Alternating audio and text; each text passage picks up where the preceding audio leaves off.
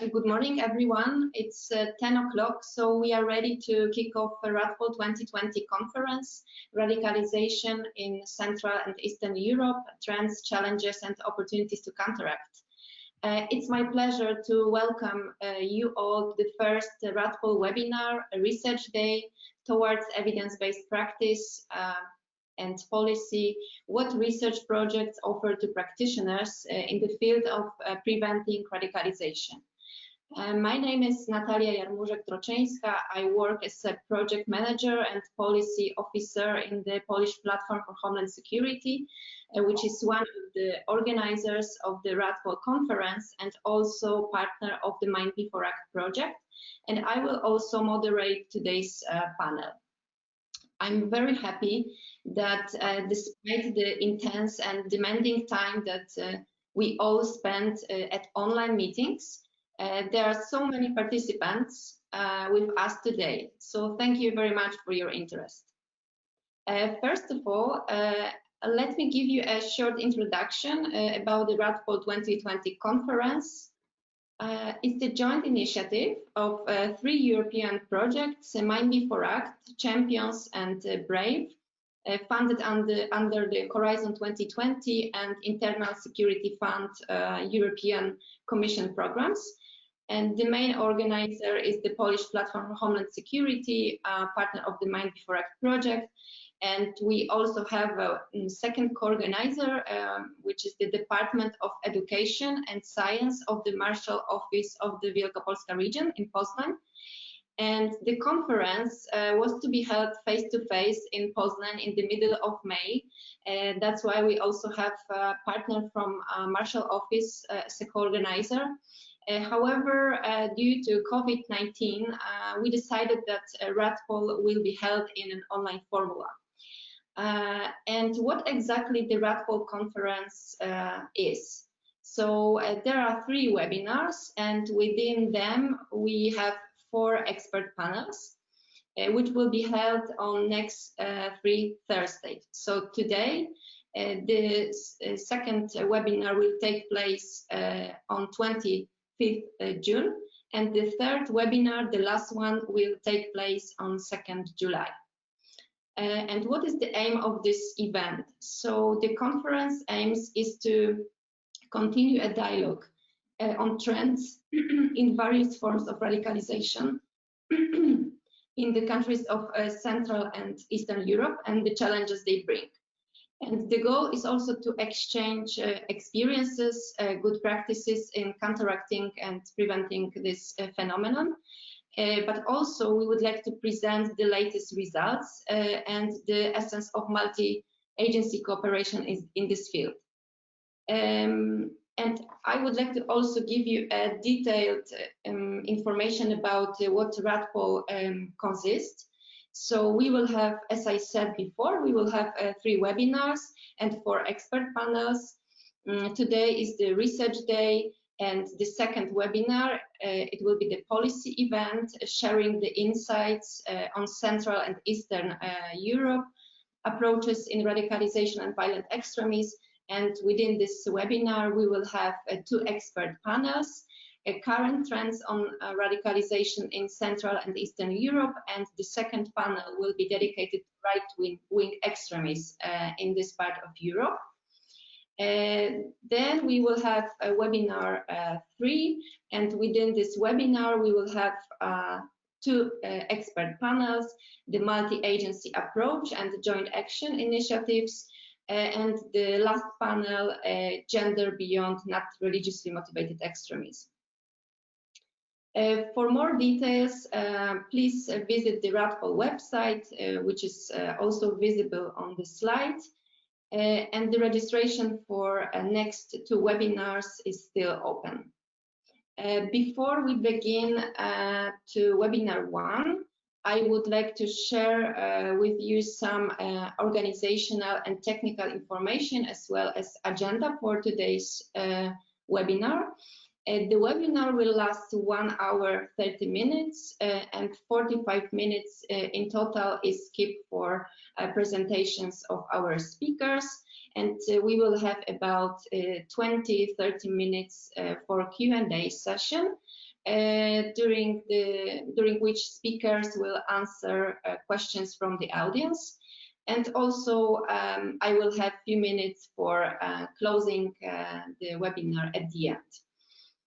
Also, at the handout section in the panel on your right, you can get all presentations from the webinar, and you can download them during the webinar. You can also ask questions in the questions section on the panel, and I encourage to send the questions during the presentation, and do not wait until Q&A session. In the case of a large number of questions and time constraints, the speakers will answer only part of them during the webinar, while after the event, we will answer all the questions asked.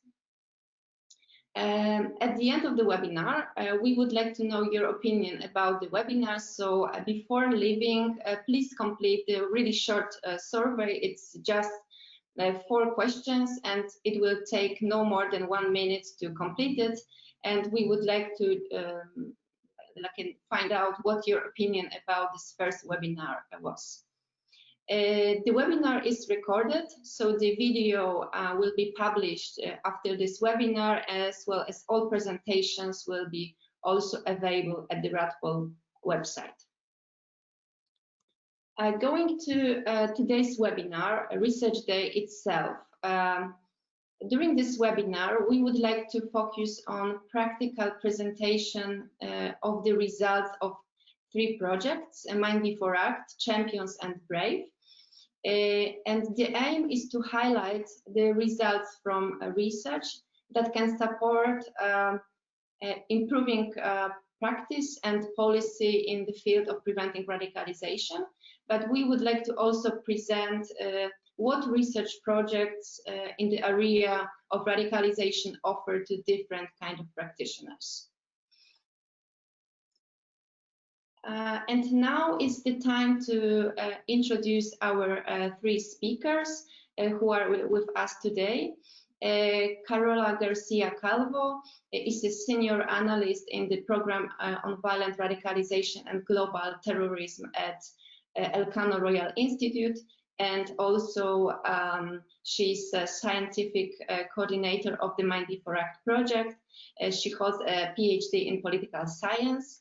The second panelist is Lourdes, is a program manager and researcher at the Peace Action Training and Research Institute of Romania, and she's also a coordinator of the Champions project. And the last but not least, Richard McNeil-Willson is a research associate at the Robert Schuman Center for Advanced Studies at the European University Institute in Florence, and is also a coordinator of the BRAVE project. And I would like to welcome you very warmly, and I would like to now start from Carola. Carola, please, could you share with us the Mind Before Act background and the main practical findings from the project? Carola, the floor is yours. Good morning, ladies and gentlemen. Thank you so much, Natalia, for your kind presentation. I am extremely proud to be here today in representation of the Consortium of the European project Mind Before Act. As you know, as you probably know, this is a 3 years Horizon 2020 project. Started in 2017, so we are now practically at the end of the project and ready to present almost all the project's results. But before, I would like to give you a short introduction about the project. So as you can see in the slide, Mind Before Act is composed by 17 partners covering 9 European countries.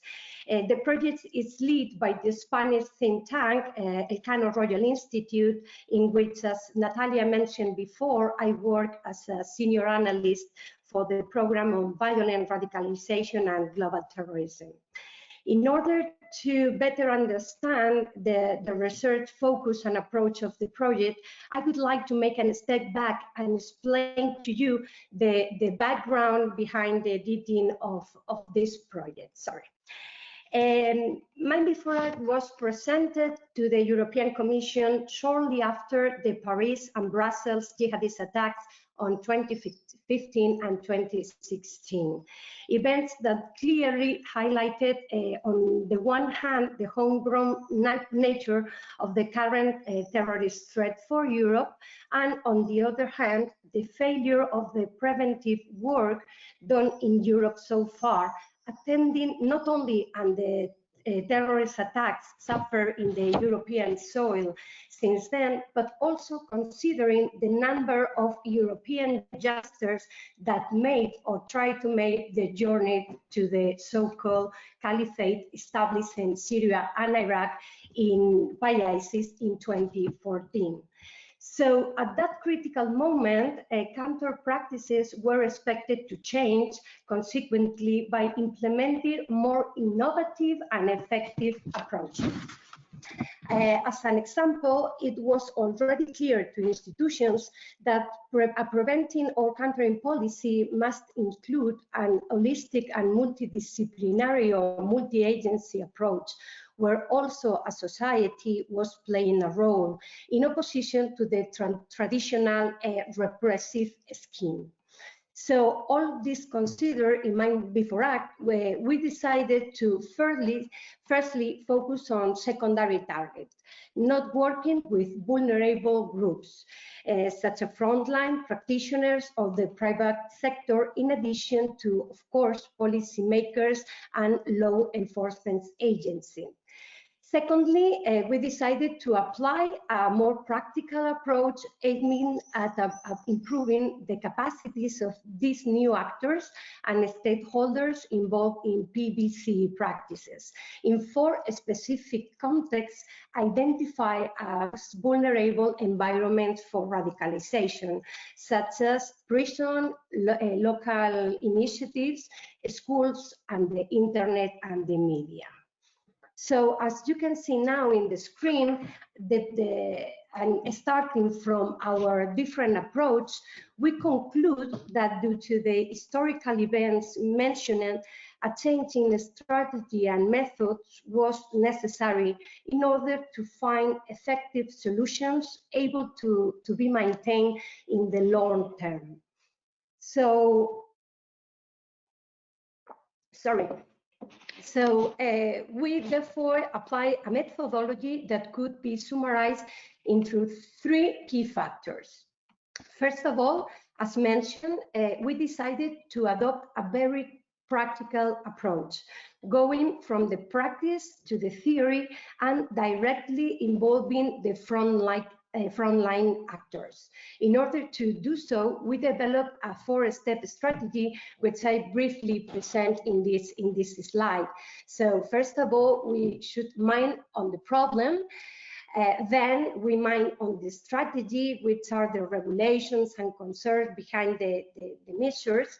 Then mind the practices, and finally mind the capacities.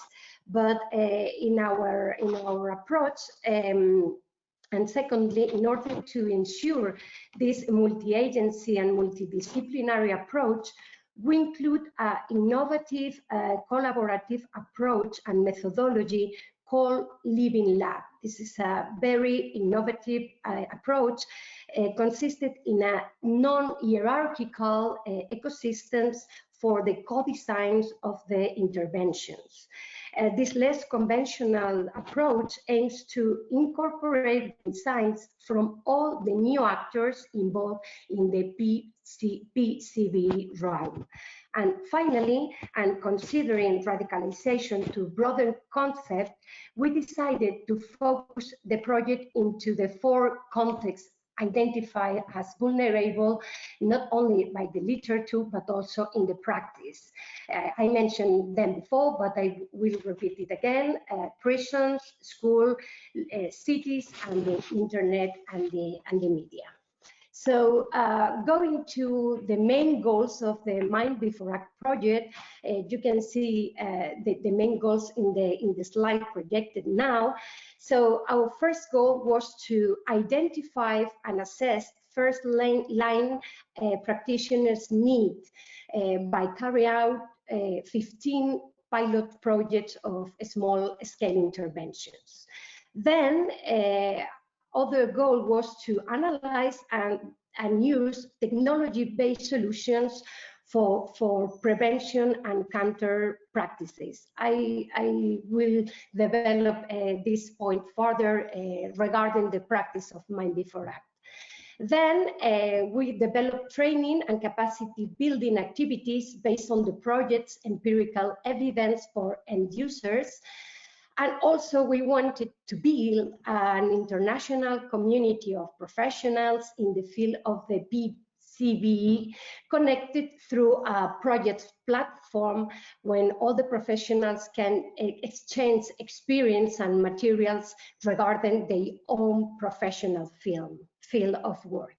And finally, we improve our understanding of the processes of radicalization and the drivers that lead to violent extremism in the four contexts in which this project works. But it's true that this, as I mentioned before, this is a very practical project. So this understanding was extracted for the practice or from the experience in the lived lab, so from the fields to the theory. Going to the project results and before covering the specific experience in the area, which today is the objective, the main results, as you can see now, it's one training catalog for law enforcement agencies and first-line practitioners working in the field of PCB realm. This training catalog is composed by 6 modules dealing relevant topics developed in collaboration with other 2 European projects such as GSAFE and GP COOPS. Also, it's relevant to underline that selected parts of the material will be also available in other local languages such as Polish, German, Italian, Spanish, and French. Then other result that we want to point it out is the development of 4 virtual scenarios for improving professional awareness in prevention and detection activities. Then 7 specific datasets to systematize the available knowledge and expertise to support decision makers. This database comprises different topics, for instance, judicial sentence from different European and non-European countries, or we have developed also a database on critical technologies available for PCB practice. Then one of the pillars of this project was the development of 15 field-validated and replicable PCB interventions at the local level, but also a platform to connect all the practitioners involved in this small-scale small-scale interventions through one network. Also, another result of this project are relevant contributions to the evaluation of PCB practices. All the 15 pilot projects developed within Mind Before Act were evaluated by partners, but in addition, a policy report with practical recommendations for the establishment of a proper evaluation culture in the realm of PCB will be soon available for the public. And finally, we will publish a full set of policy recommendations regarding the vulnerable environments in which this project has worked. Okay. Regarding the pilot project, I said that in total we managed to carry out 15 pilots developed in the countries that you can see in the map. But despite the fact that many concern religiously motivated extremism, specifically jihadism, here I would like to present you the project that specifically focuses in other forms of extremism and mainly with regards to Central and Eastern European countries. So the pilots I would like to present today have been developed by the police platform from Homeland Security, whose representative is our moderator today. Another one was developed by the regional police in Poznan, and then we have 3 more developed by the research center of the Sheffield University, Centric, the police of Northern Ireland, and finally the Austrian enterprise Senior, which was the developer of the project's platform. So starting from Poland, our partner PPHS, after identifying a knowledge gap in terms of radicalization in Poland, decided to design and carry out 2 short courses with the aim of increased awareness of local actors and school staff, including in this staff not only the teachers but also pedagogues or psychologists, concerning radicalization and their potential role as frontline professionals in preventing and countering radical acts. Specifically, the courses managed to engage with 23 local authorities in 18 school professionals in the region of Poznan. The training courses stress the need of local cooperation in preventing radicalization, and secondly, the role of education in preventing radicalization. The pilot project included, in particular, the ideology of right-wing extremism, which is the main popular form of radicalization in Poland. The training took place on September 2019 in Poznan, Poland, as I mentioned before. So, because within the Mind Before Act project, we stress the importance of sustainability and replicability of all the interventions. In this case, the material specifically created within the pilot is now available in Polish and English in order to reach both national and international audience. This material will be part as well of the PPHS Safe School program conducted within the Threats Observatory for Young People, to which our partner already belongs. In sum, the training program developed within the Mind Before Act project can be considered as a basis for creating a PPHS training offer addressed to police institutions. Let's go to the second pilot, still in the Polish region of Poznan, that was carried out the second pilot I want to present today. So differently from other countries, in fact, Poland, young people who want to be police officer attend specific classes in the same school as the rest of the students. These students receive a slightly different education, including specific subjects considered only for future police officers. For instance, ethical values, legal order, or the responsibility of the individual among the society. So this police research focused on the students' attitudes and behaviors to analyze the impact of this specific subject to improve pro-social attitudes and consequently ensure a lesser risk to adopt a radical belief leading to commit of violent acts.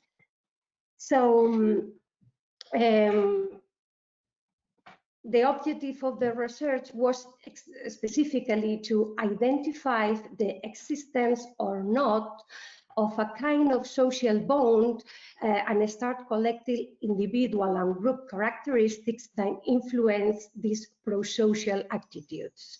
The results of the research confirm that such classes increase pro-social attitudes and may themselves prevent individuals to adopt radical attitudes. This is a very first finding in Poland to propose in the future an extension of such classes at national level and application of certain subjects to all kinds of studies, of students, sorry.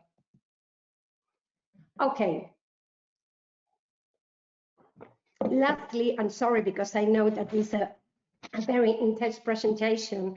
Lastly, I would like to present you the 3 interventions carried out in the context of the internet and the media. In 2019, our partner-centric PSNI and Senior hosted 3 Living Labs discussion workshops. The aim of these workshops was to understand the existing and emerging challenge concerning the internet and the media from a counter-violent extremist perspective. So the result of the Living Labs were transformed into 3 virtual reality scenarios, each with different contexts and objectives. Let's go into the first one. The first scenario was built based on the results of the Living Lab in Belfast, Northern Ireland, and focuses on loyalist and Republican military groups trying to identify the indoctrination processes. This scenario aims to raise awareness, educate local communities, schools, and caregivers on the particularities of these radicalization processes. So the experts, going now to the second scenario, which was built based on the results on the Living Lab in Sheffield, UK. So in this scenario, the experts emphasize young people remain at high risk of being influenced by misinformation or biased text created and disseminated by extremist groups of any ideology. This scenario aims to encourage discussions about misinformation and critical thinking online within a school's classroom. Finally, the third scenario was built based on the results of the Living Lab in Munich, Germany. As the experts emphasized during the session, that Islamist extremists remain as a major threat in Germany. So this scenario aims to train police officers to recognize how the presence or lack of certain indicators can suggest a young person is at risk or already in a process of violent radicalization. So this is all from my part. I understand that it's a lot of information to elaborate, but of course, I will be happy to clarify any doubt or question you might have concerning the Mind Before Act project. Also, we are lucky enough today to count with the participation to all partners who developed the pilot project, and I presented in detail, so they can answer directly to your questions during the Q&A session. Thank you so much again, and I will go back.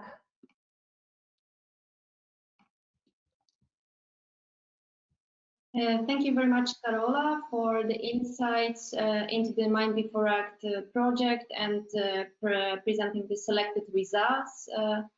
And we will come back to the questions regarding the Mind Before Act in the Q&A session. So I encourage all participants to send us questions via the questions section.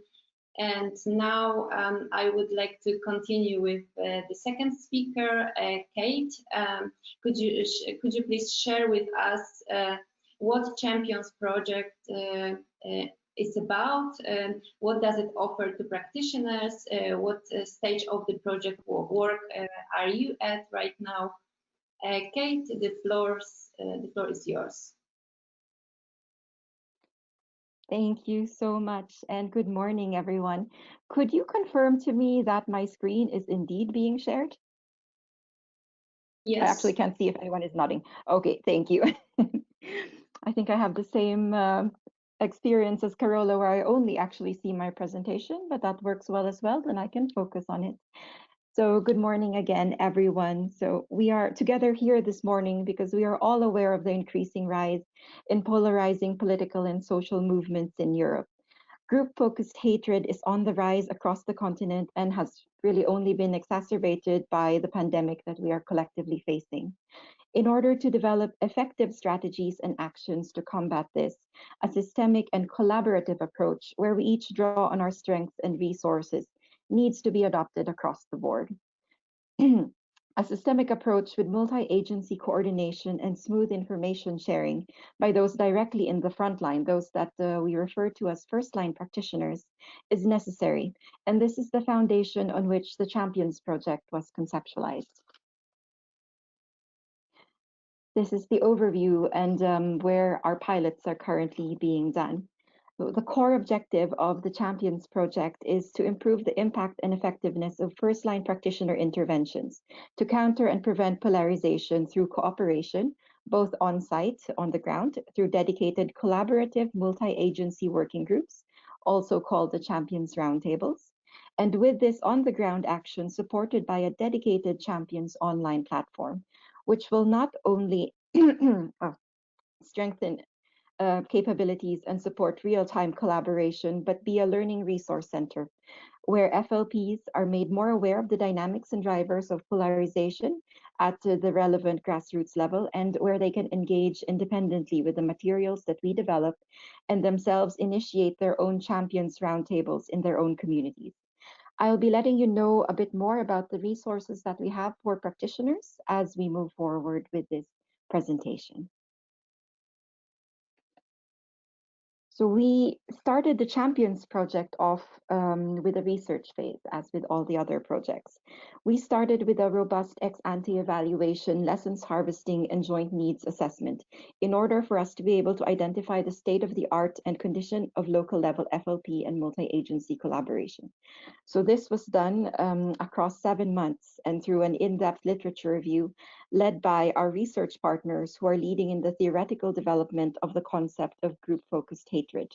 We also had 3 distinct mapping exercises on different levels, including the local level, European level, and international level of different collaboration tools, materials, and initiatives. In addition to this, we also designed a survey and series of interviews with key practitioners and policymakers in Germany, Hungary, Poland, and Romania regarding their expert opinion on what works and what doesn't in the field of countering polarization and radicalization and improving collaboration on the ground. All of this was done in order to pilot our Champions Roundtables model in the selected cities in these 4 countries, with the goal of collaborative roundtables becoming permanent institutional artifacts, and through continuous monitoring and evaluation, be able to adjust and improve how our roundtable workshops are designed, facilitated, and sustained throughout the years, even after the lifetime of the Champions Project. On the online level, as you see below on the screen, our specialist technical partners are currently finalizing our 3 online modules. We have the Alert, Arena, and Training Yard modules. Very briefly and in very practical terms, Alert will provide the functionalities in order to allow and support FLPs during the overall generation process of a case of interest. So for example, if a teacher in Romania is faced with a parent who would like to give a lecture in her child's class on why Muslim refugees should not be allowed to resettle in the country, perhaps this teacher doesn't know what to do. Should they directly talk to the parents or the principal or to the teenager if the child is that old and is at a loss as to what to say? That teacher can generate a case in our alert platform. So after filling in key information, the system will analyze the report and generate a series of recommended resources and recommendations where available. If the teacher examines these resources and recommendations and is unsatisfied that it applies to their specific case, as in this case, which is quite unique, then they're able to submit that case to our ARENA platform. So ARENA provides the functionalities to allow and support the establishment of specific groups of experts on each specific case of interest in order to collaborate on it towards the identification of possible solutions. If this case is then accepted into ARENA, practitioners who identify as having specific expertise relevant to the discussion will be notified, and then they will be able to enter into dialogue with the user. The system will be smart, so that in the future, if a similar case arises, it will already have more information to share with the practitioner who reports the case, and thereby we really develop the whole platform holistically. And finally, on the online level, we have our training yard, which will serve as a digital learning portal for the first-line practitioners. Training Yard will both offer tools that can be used during our Champions Roundtable workshops that we are implementing during the project, and of course will also be usable by independent FLPs for self-training without necessarily being part of the Champions pilot. Our project target group, as you've heard mentioned also in Mind Before Act, the kind of practitioners that we have in the project. We've mentioned first-line practitioners a few times now, and it would be great to be explicit on exactly what do we mean when we say first-line practitioners. So exactly here we mean teachers, youth workers, community police officers, prison and probation officers, child protection workers, and everyone basically who is in direct contact with potentially vulnerable individuals. This is in contrast to policymakers, for example, who are more on the higher level and do not directly engage with the communities that they work with. FLPs have the unique positioning to recognize and care for individuals who may be vulnerable to radicalization and are directly involved in their respective communities. Uniquely, in the case of the Champions Project, we recognize and value non-traditional FLPs. And by this, I include parents and parents groups, as well as religious leaders and influencers in the community. While collaboration on the institutional level is critical, it's important for us to acknowledge that a lot of the prevention work is being done outside public institutions as well. Yes. So the role of practitioners in this project is thus vital, and we model collaboration on multiple levels. Within the Champions Consortium itself, as the group of organizations working in Champions, we have a balance of academic and practitioner experts. What this brings, more than any single approach, is a multitude of viewpoints and the capacity to respond to most challenges. An academic practitioner collaboration, when done with openness and honesty as to each individual's own capacity and limitations, is powerful.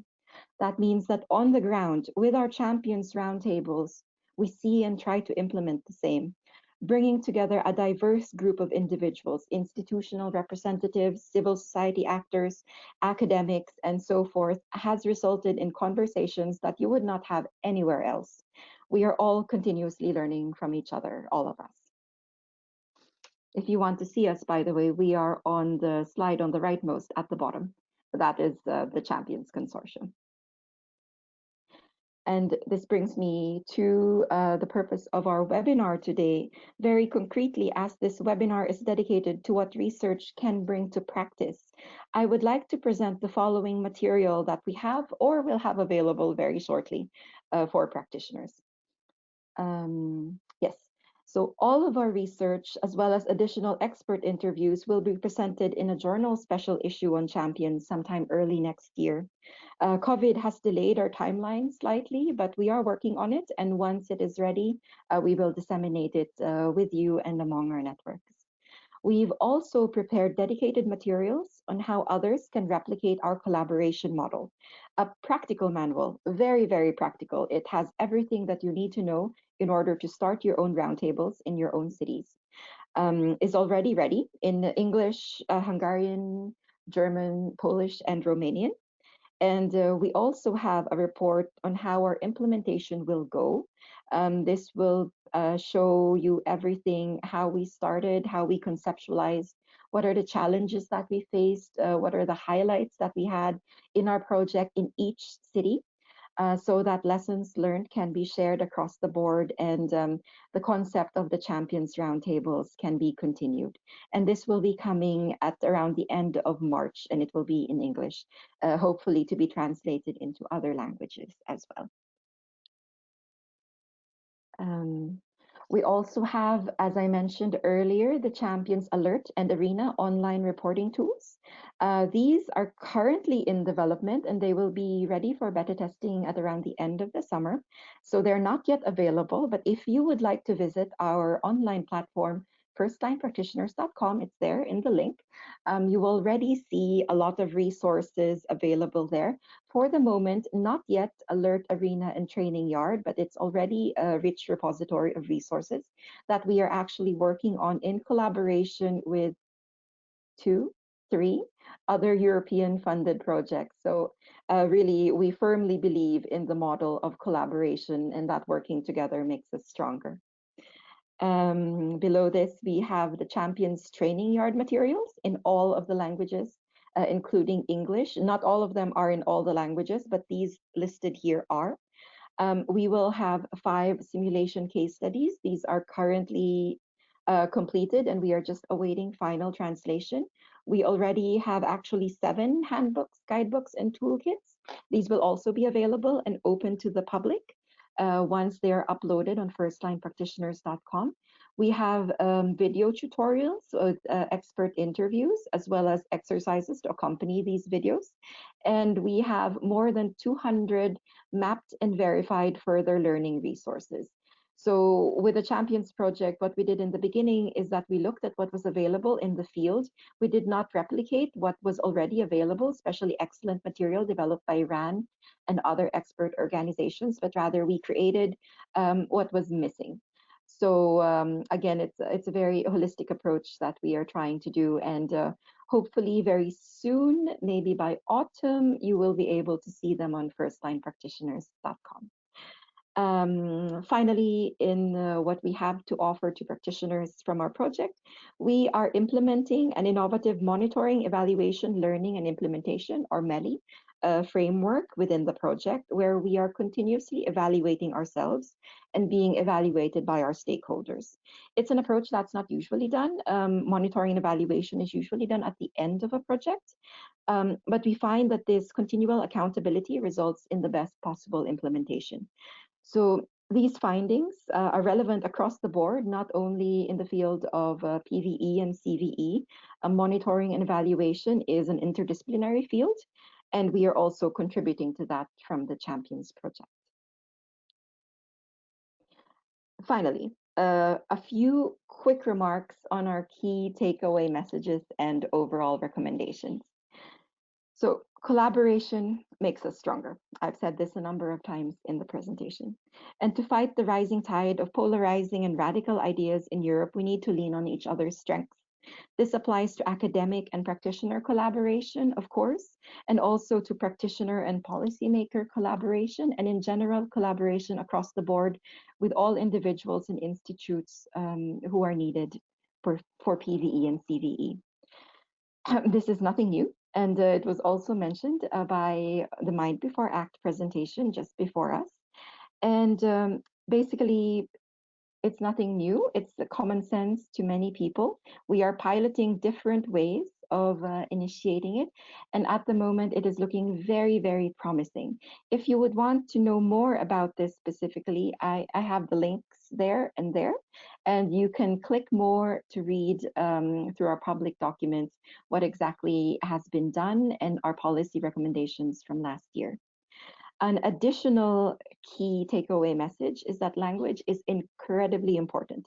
We have to know our audience. Sometimes just saying the word polarization or radicalization automatically distances you, even though you and the individual you are speaking with may actually be working towards exactly the same goal. So when working with practitioners, we frequently hear the phrase actions over words. And indeed, this is an excellent approach. And this should also apply to communication, which in many cases should concentrate on conflicts and tensions rather than theoretical concepts, and on concrete cases and problems. FLPs, so our teachers, community police officers, mental health workers, and parent groups should be made aware of their role and responsibility in countering polarization and radicalization. Skill building is very important, especially in communication and dialogue, and there should be a platform provided for the FLPs themselves to be able to self-reflect on their own assumptions and actions and exploring their motivations.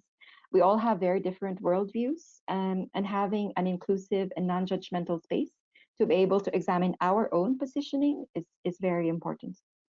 And finally, trust is so important. When trust is intact, we willingly contribute what is needed, not just by offering our physical presence or our virtual presence in the case of a webinar, but also by sharing our dedication, our talent, our energy, and our honest input towards prevention. Yes, so I would really love to speak more, but I will limit my contribution to this to allow more time for the Q&A session.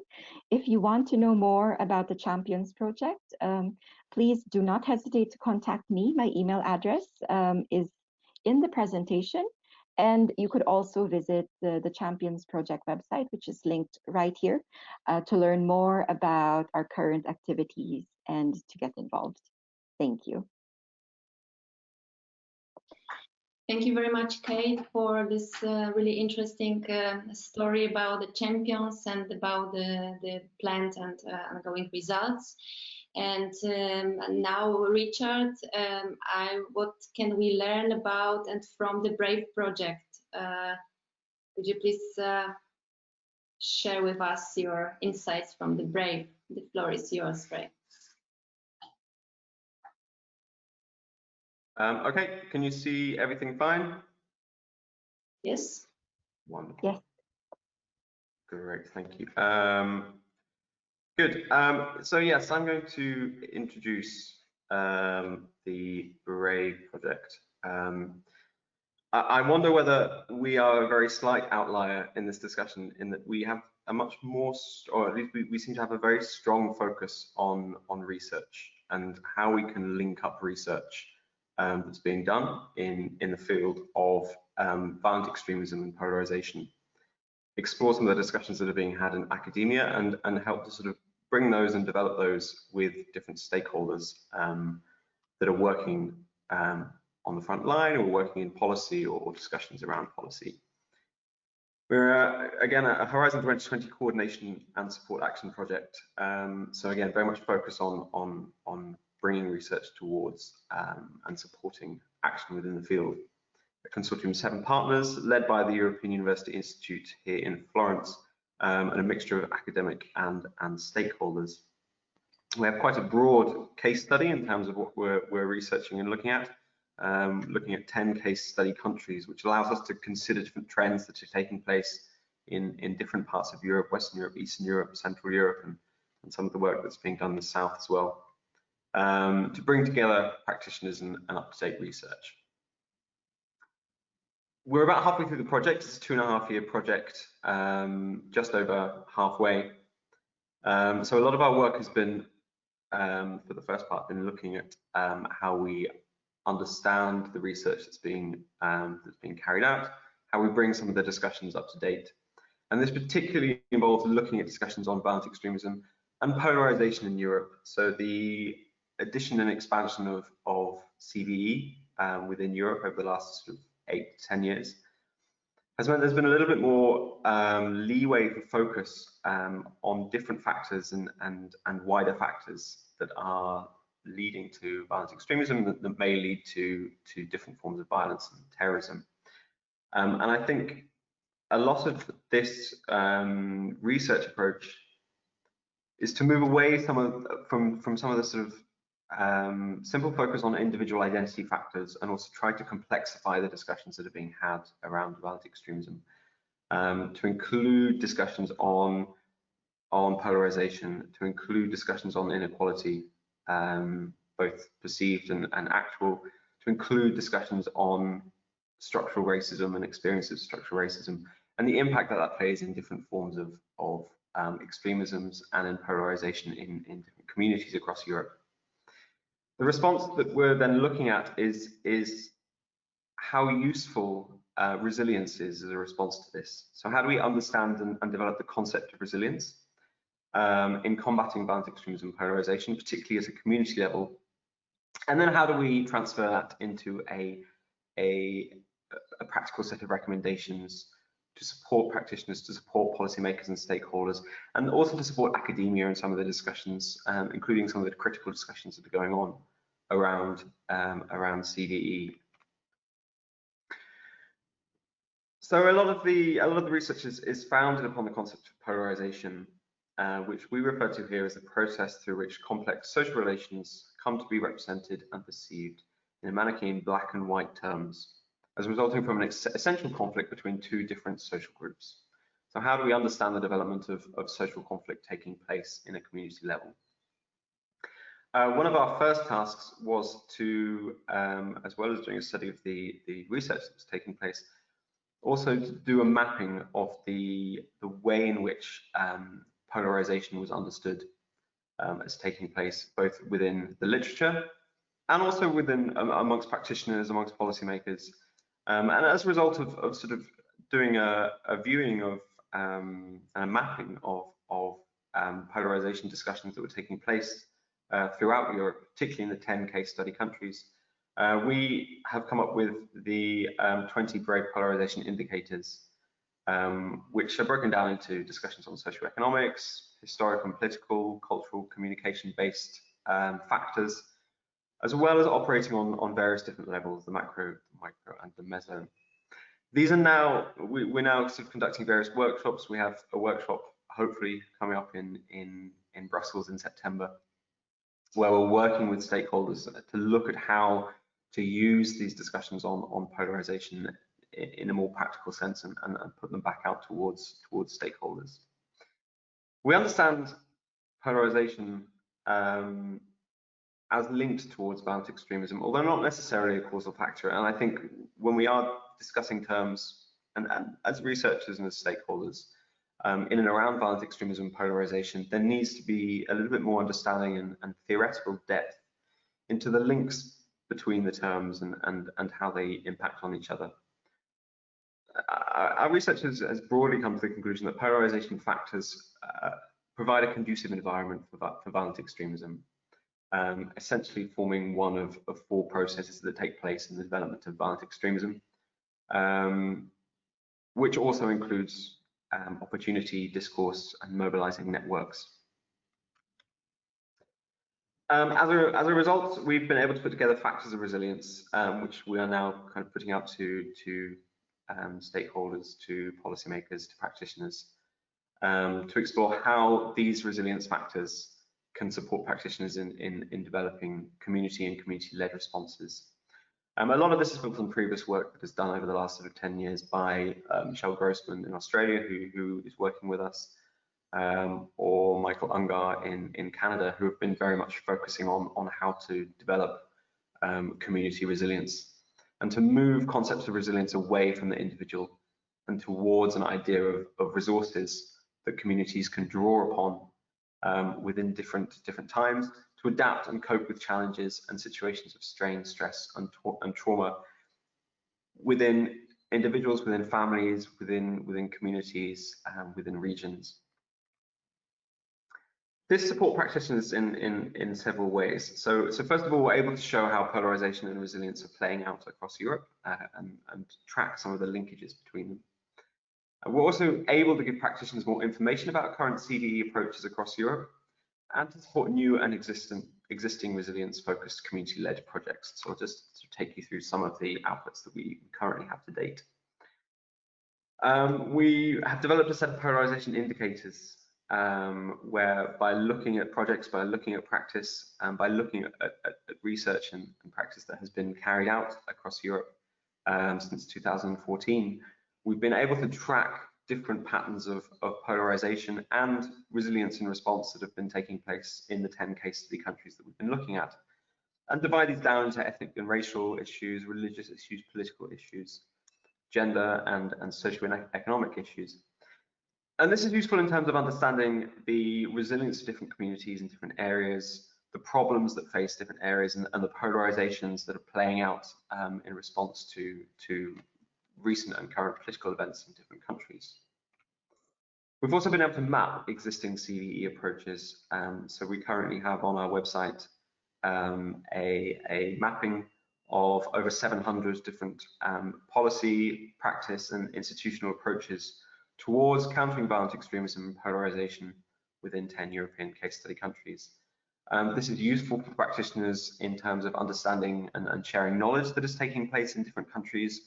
It's useful for understanding on a national level what the different focuses of CDE is and how they've conceptualized extremisms in their regions and potential CDE responses.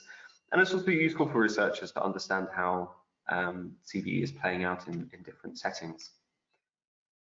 And on a community-based level, we've been able to support new and existing community-led projects. So on the 18th and 19th of November this year, we have the Brave Fair, which is being planned in Berlin. And as part of that, we are offering support and also funding towards community-based projects that look to respond to issues of polarization and violent extremism through the building of grassroots-led resilience throughout Europe. We also have online learning courses in terms of support individuals to produce their own interfaith and intercultural projects to support resilience. And also kind of partnerships, for instance, with Open Democracy in terms of putting together various media outlets and discussions, articles on polarization and violent extremism in Europe, as well as training courses for teachers and students to discuss and learn about polarization and resilience in the community. I'm going to just briefly kind of lead this on to issues that face Central and Eastern Europe in terms of CVE.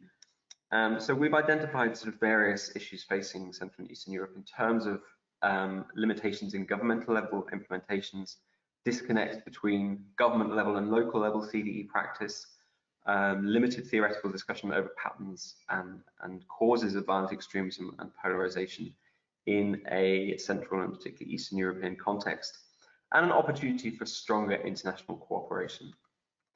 And we're responding to that by doing more research into European and national level trends and factors causing violent extremism and polarization. As I said, in a more complex or as complex way as possible, looking at socio-economic, cultural, political, and communication-focused factors, sharing good practice between different regions in Europe, the further development of discussions over polarization and resilience and violent extremism and how they're linked, or in some cases not linked, the sharing of good practice within and among European countries and areas, and the support of localized resilience-based approaches. I think also just to sum up, we still have over a year of the project left, and various sort of workshops and discussions that we are running, bringing together academic research, bringing together policymakers, bringing together practitioners in different parts of Europe to look at different regional processes that are taking place, and also to look at different structural processes, looking at social economics, looking at politics, looking at different factors that may feed in towards polarization, violent extremism, and resilience. But this is particularly important because of this wider understanding and discussion that polarization brings to discussion over violence. We're also kind of gearing up to understand the impact that current events, particularly the impact of COVID-19, may have on polarization within different regions in Europe, and how responses by different national states in response to COVID-19 may exacerbate issues of polarization, particularly around inequality that may be exacerbated because of the lockdown, particularly discussions on structural racism and how that may play out in communities. So we'll be looking at those processes a little bit more and helping to develop a framework both in academia and in practice for how those discussions will impact and how those factors will impact on polarization and violent extremism and resilience over the next few years. So that's everything. The website for Brave is here. Also the social media tag, and please get in touch and check out our website where we are uploading all of our outputs as they are developed. Thank you. Thank you very much, Richard, for your presentation. It was a great experience you shared regarding the Brave project. And now I would like to start the Q&A session. Yes, do you see my screen right now?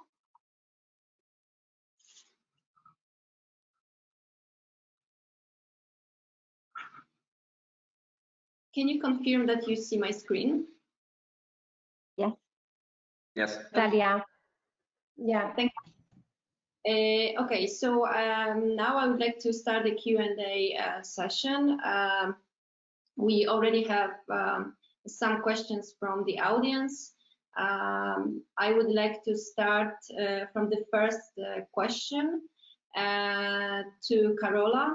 You didn't raise this topic in your presentation, and I would like to ask you, the question is, according to your experience in MyD4Act, do you have any recommendations to ensure a good collaboration with practitioners in a project? And also, are there any tips or lessons learned do you want to share with us? Okay, thank you. Thank you so much for the question. It's a very interesting one. And in fact, it's true that our experience within MyD4Act shows that it's very important to involve all the actors since the very beginning of your project. Because as my colleagues already mentioned during their presentations, the build of trust is absolutely essential for a good development of PCBE practice, because you have to share sometimes very sensitive information, but also you have to share, because this multi-agency or multidisciplinary approach that is needed, you have to share also very different cultures of work. So it's very important to involve all the actors from the very beginning, and this includes also for evaluation of the practice, and of course it's important, for me the most important variable is transparency. You have to, every actor has to know which is their position, but be open to share information with the others, knowing about, of course, ethical procedures, data protections. So all these guarantees should be in the design, but it's important to share, to collaborate openly, and to be transparent in every phase of the development of your pilot project. Thank you very much, Carola. I have a second question, also to Carola. Will practitioners be able to use the results of the projects, and if so, how? Yes, of course. As I mentioned during my presentation, one of the main results, which is the training material for frontline practitioners, will be disseminated publicly. So you will be able to have this handbook in English, but also specific chapters in other local languages as Spanish, Italian, Germany, or German. Sorry. So yes, our project will finish by the end of the month of August. So we will be updating and uploading materials until the end of the project. We have also a newsletter and social media channels to be updated about last steps developments in our project. So I suggest the audience to engage with our project through these social media profiles in order to be informed about the launch of the products by Mind Before Act. Thank you very much, Carola. I have another question to Kate. Champions is contributing to the field of monitoring and evaluation in the area of prevention of extremism as well. The project itself being evaluated by stakeholders. Will there also be an external evaluation by agents that are not part of the Champions project? Thank you for the question. So within the Champions project, we have two levels of evaluation. One is an internal level evaluation and another is an external. And they're both running throughout the project since month 3 of the project. In the case of the internal level evaluation, these are the partners who are directly involved in the project. And it's more of an honest evaluation and feedback session on how we can best improve our own interactions, our own collaboration, how we can best align our outputs and deliverables to the needs of the project. In the terms of the external evaluation, this is from those who are not directly involved in the Champions project. So this includes, for example, the Firstline practitioners in our various countries, also policymakers, also members of our international and national advisory boards. So the goals and the indicators of each evaluation process are quite distinct. Thank you very much, Kate. I've got a question to Richard. Will the breakdown and more detailed discussions of the mapped findings of the BRAVE project be available as an open source, or can we request for findings copy?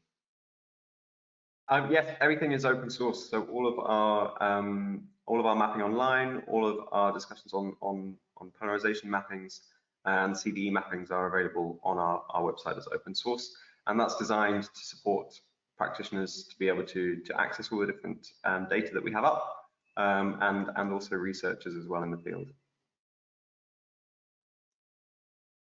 Thank you, Richard.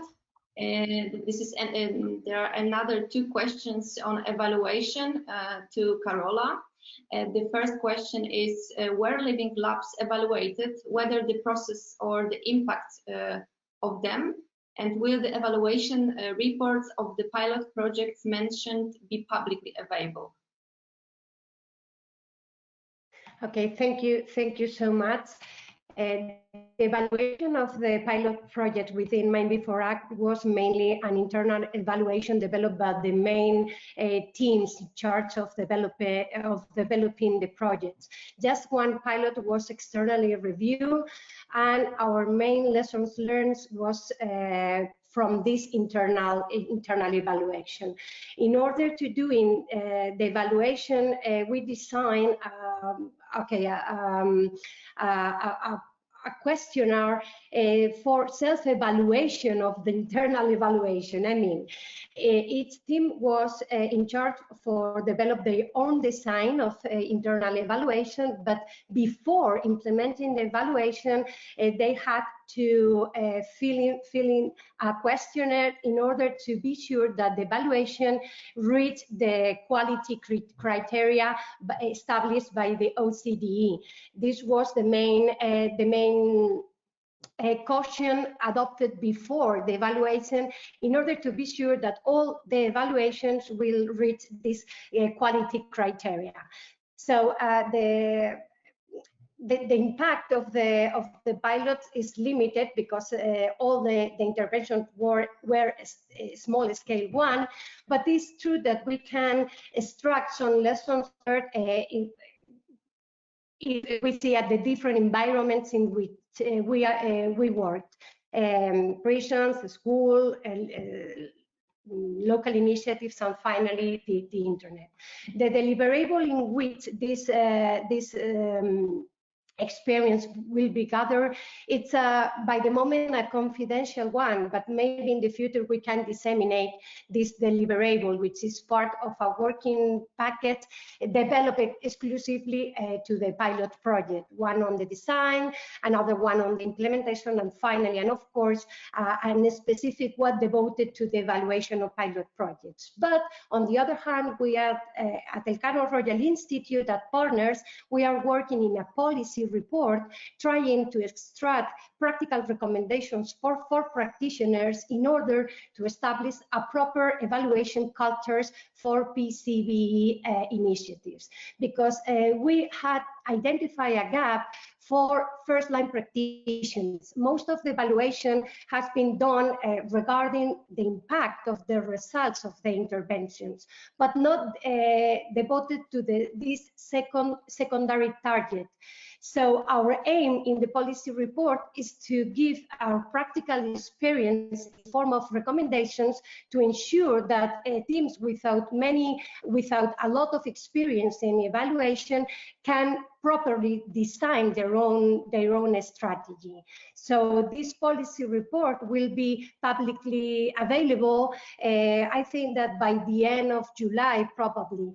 And our aim is to organize a presentation of this policy report, which also will include another chapters regarding current debates on PCBE. But a specific chapter is devoted to evaluation and how actors without a lot of experience could develop a proper strategy in their designs.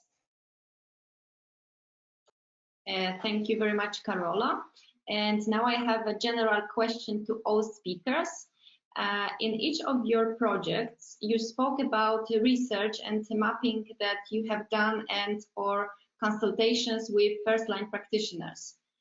Over the past 10 years, there have been many dozen European Commission-supported projects on these issues that included this mapping activity. However, often after the lifetime of the project, there is a very little or no follow-on of this research or impact of it on the field more widely. Do you have thoughts on how we can address this? How we can address this as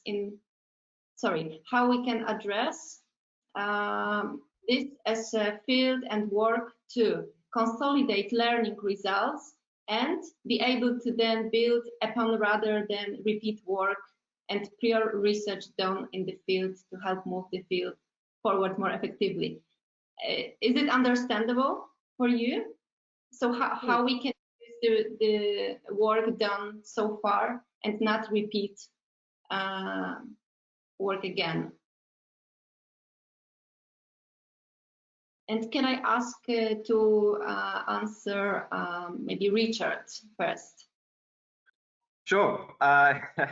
Yes, it's a good question and very nice to welcome someone from the European Commission here today. I think I think we've been grappling with this question, of course, as all projects do.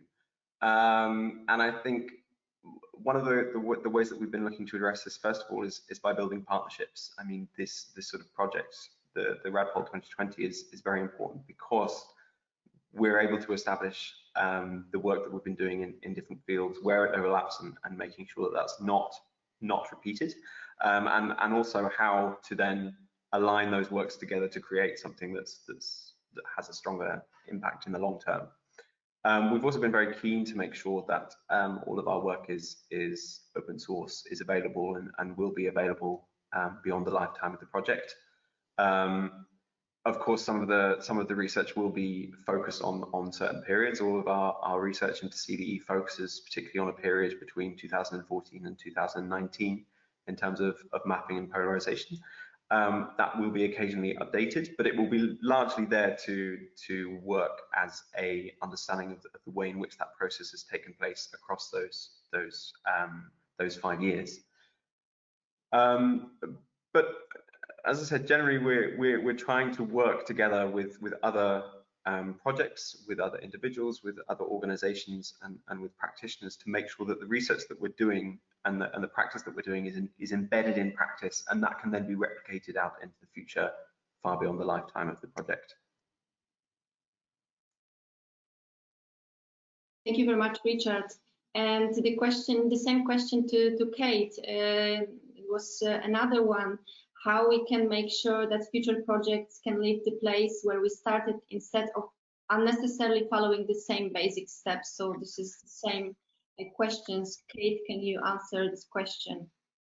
Thank you very much, Natalia and Richard, and whoever asked the question. It's an excellent question that we all deal with when we start the project and realize that a lot of this information should have already been done sometime in the past few years or decades. And the question of why are we doing it all over again and spending months of our lives doing this? So to go with Richard's response as well, actually, Richard and I have been exchanging information on our project since March last year, I think, when Champions first started.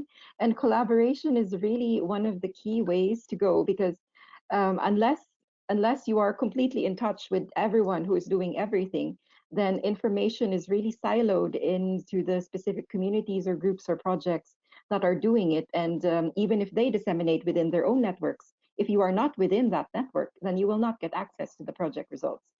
So collaboration is one key aspect on this. Another key aspect is what we're trying to do now with our Firstline practitioners platform is rather than creating more and more websites on PVE, CVE directed at Firstline practitioners, who are, by the way, the same people. It's Firstline practitioners, they're the same in all countries.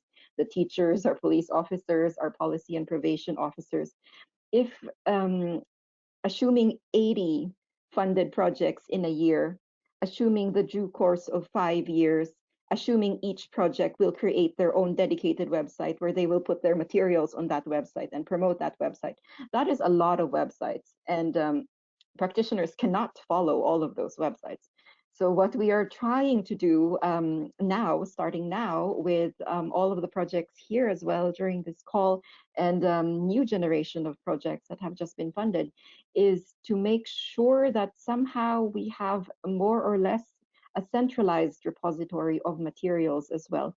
With regards to the mapping, ideally, if everything can be done open source, as is the H2020 requirement, and if all of the open source data itself can be gathered into one area where you can search for it. The Commission actually has its own platform to search for that.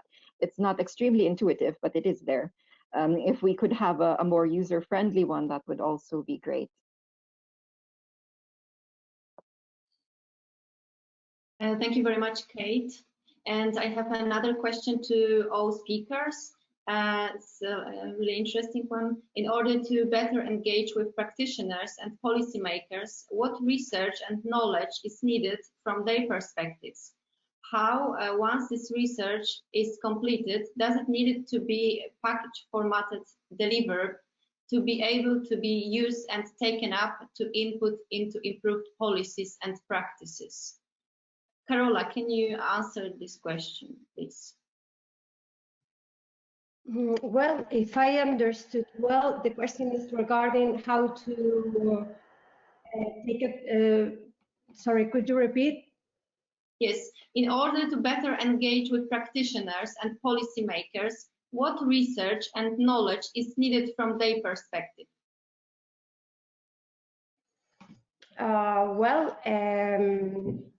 From our experience, I think the more effective is to put together all the actors in order to establish links among them. In this way, the role of institutions, as my institution, think tanks, is remarkable in order to connect first-line practitioners with the research realm.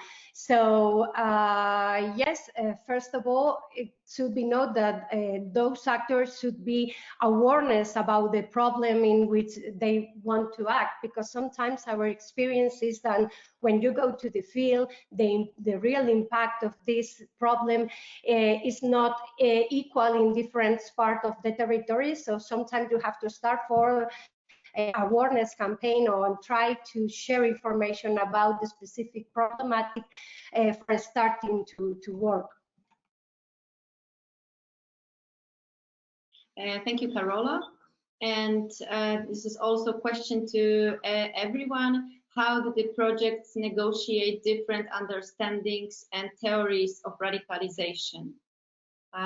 Richard, can you first, please?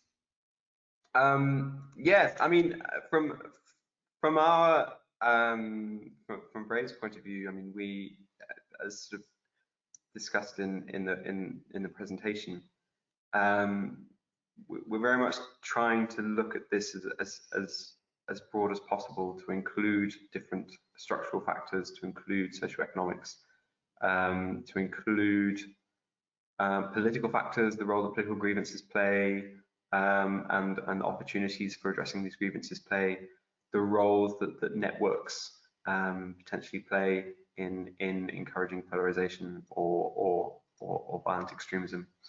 And in order to do that, we're working deliberately with quite a wide focus of different partners that are able to offer those different focuses. So, for instance, the Central European University, for instance, is running a various research into socioeconomic causes and discussions around polarization and violent extremism, as well as a workshop at the end of this month. We also have VoxPol and DCU in Dublin, looking at some of the networks and communication aspects of polarization and violent extremism. So from our point of view, it's very much useful for us to be aware of the different ways in which violent extremism and radicalization has been understood and critiqued as understood as happening, and to try and feed that back into policymakers and practitioners. I think it's very difficult for practitioners to be working, to be engaged on the front line, to be constantly kept up to date with the policy, and also to be engaging in quite a wide range of often competing research.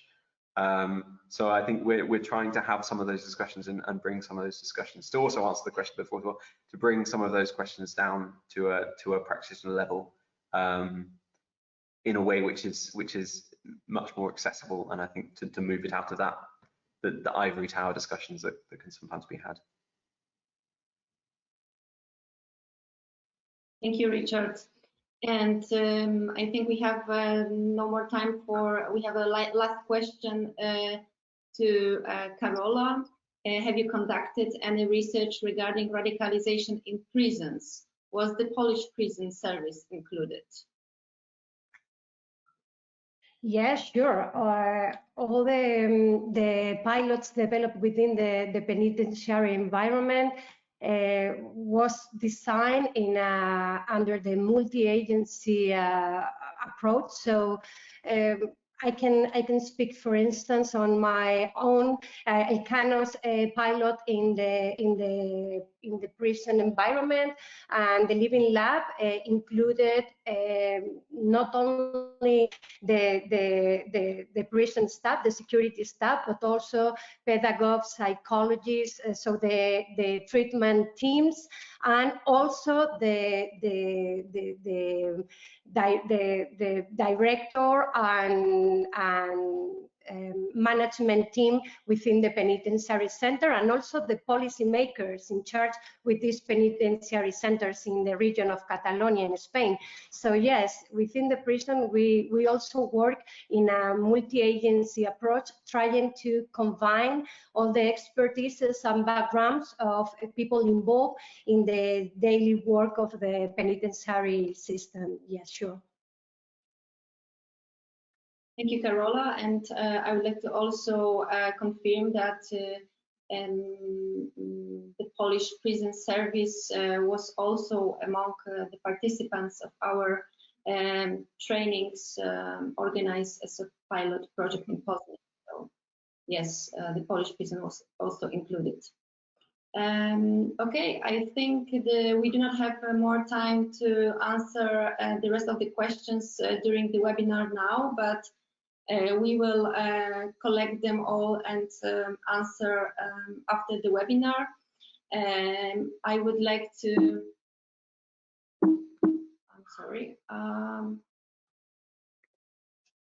I would like to close the meeting today.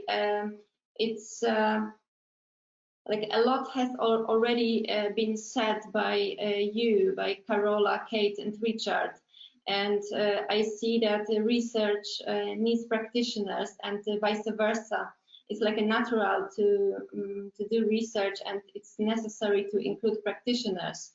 And also projects, research projects are designed to support different practitioners. So I think we should put more emphasis on greater use of project results, and also we should more disseminate the results of these projects to practitioners, because as we heard today, there are a lot of valuable results, such as trainings, different approaches developed, for example, and piloted, and different platforms for practitioners, and also needed knowledge for practitioners. So I believe that we have to focus more on reaching the practitioners and to more inform them about such results. So I think, yeah, as was said, we should also put stress on collaboration and building the trust between research and practitioners. And today we had a brilliant presentations of 3 European projects, MindBeForeAct, Champions, and Brave. And I see that there are a lot to learn from these projects. And I encourage all practitioners interested in these results to contact coordinators or us to get more information how to use these results. And yes, and I would like to also thank you very much, the speakers, for your contributions, and also the audience for questions. I hope that we will see all of you at the next RADPol webinars. Today, I would like to thank you for joining RADPol Research Day. And I would like to also let you know that please do not forget about our 2 next RADPol webinars, the policy event that will take place next Thursday, and also the last webinar will take place on 2nd of July. So thank you very much for participating in today's Research Day. Thank you, speakers, for your contribution. Thank you so much. Thank you very much. Bye-bye.